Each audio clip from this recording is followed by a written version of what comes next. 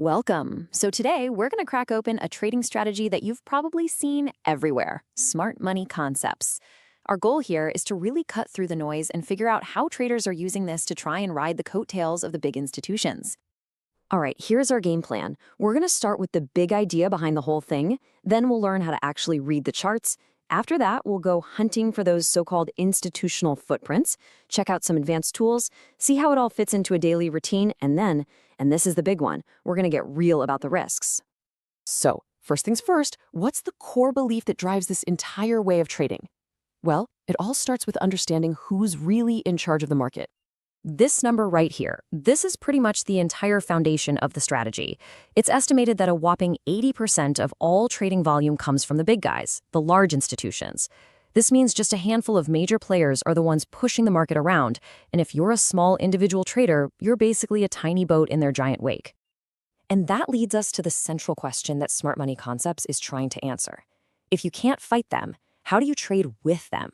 The whole idea is to learn how to spot their moves and basically trade alongside them. Let's dig into how that actually works. So, how do we even begin to see what they're doing? Well, before we can find any of those institutional footprints, we have to learn the basic language of a price chart. And that's all about understanding market structure. At the most fundamental level, a market is doing one of three things. It's going up, it's going down, or it's going nowhere.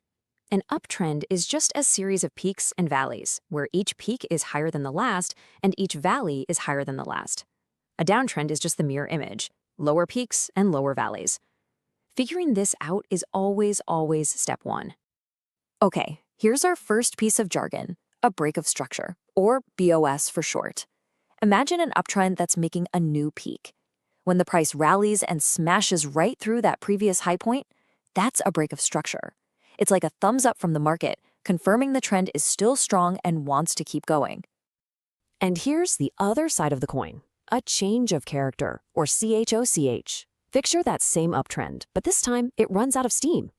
It fails to make a new high, and then it turns around and breaks below a recent low. That's a change of character. It's your first big warning sign that the party might be over and the trend is about to reverse. Okay, now that we've got the basic grammar down, we can start looking for the clues that the smart money supposedly leaves behind. These are the specific breadcrumbs that traders are looking for on their charts. Now, this slide here breaks down the two big ones. On one hand, you have a fair value gap, or FVG.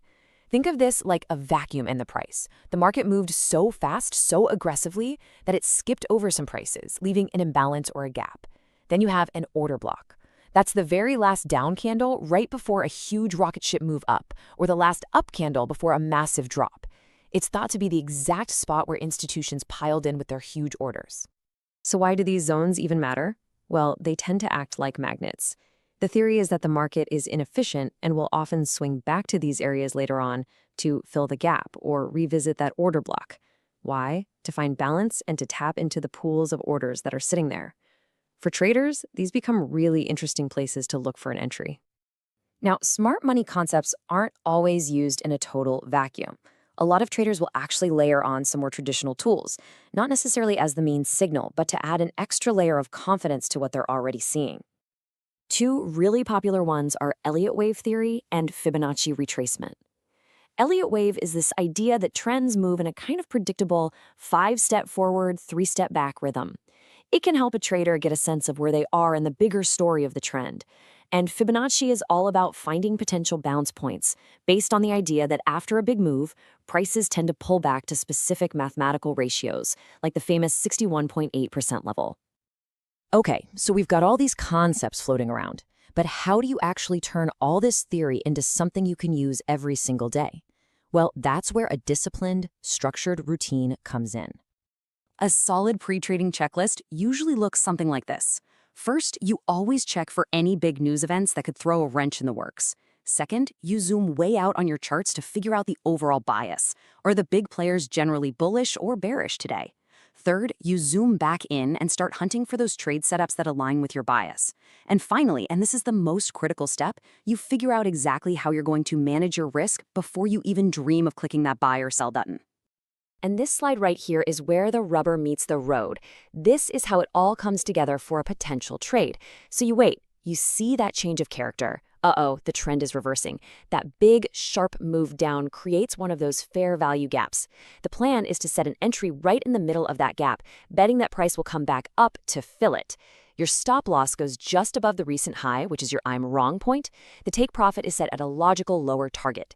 And if the trade starts working, you slide that stop loss to your entry point, making it a risk-free trade. And now we've arrived at what is probably the single most important part of this whole discussion.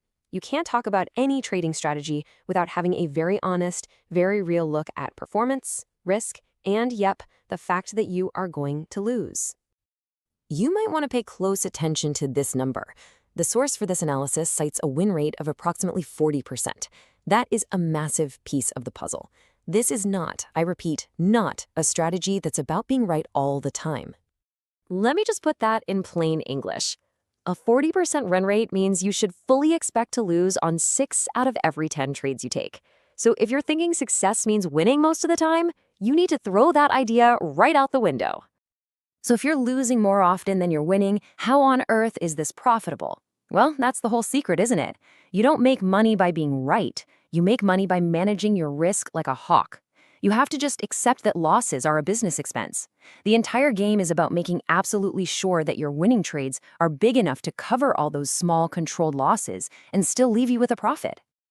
And all of this leaves us with one final big question to think about.